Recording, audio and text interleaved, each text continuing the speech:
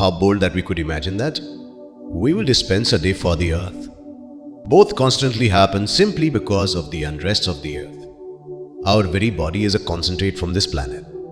All that we are is earth. For the people who have failed to remember that, they have quite recently briefly emerged from the belly of this world and that they will one day be drawn once more into this world. As far as they might be concerned, this day is an update that you are a piece of this world. Assuming that mankind needs to live for quite a while, you need to think like the earth. Carry on like the earth and be the earth, since that is what you are. For what reason is a profound pioneer? A yogi establishing trees. Sadly, in human personalities, we have compartmentalized our life so that we are separating one and trusting that the other will live. Trees are Anya's family members. What they breathe out, we breathe in. What we breathe out, they breathe in and make a big difference for our lives. It is very much like the external piece of our lung. You can't overlook your body to live. The planet is not the slightest bit not the same as that. What you call as my body is only a piece of this planet.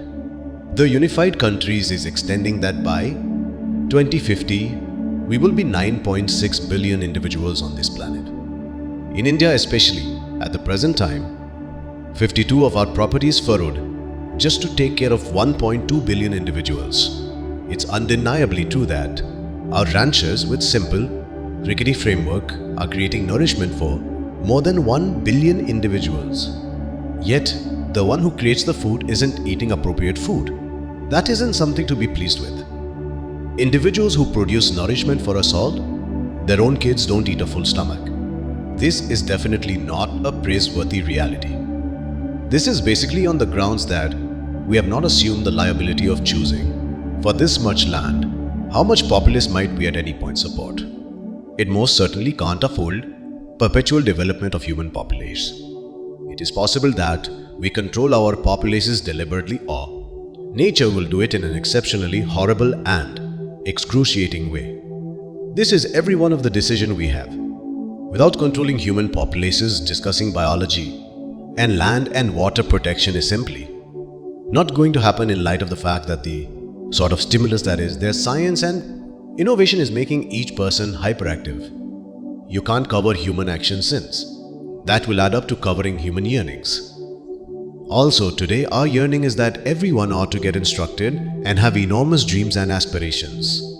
That can't be obliged with the ongoing decrease of populace. Except if we take a stab at a more cognizant approach to figuring out where we need to stop. All in all, would we say we would change our populace to the asset that we have? That is everything we can do, and that is the least demanding thing to do. That is something that each individual can do. Assuming the essential schooling and mindfulness is brought into their lives. Assuming that speculation is made, we don't need to establish trees. Assuming that we avoid the land, trees will develop. You can't stop it. Individuals are approaching projecting that the planet is in harm's way.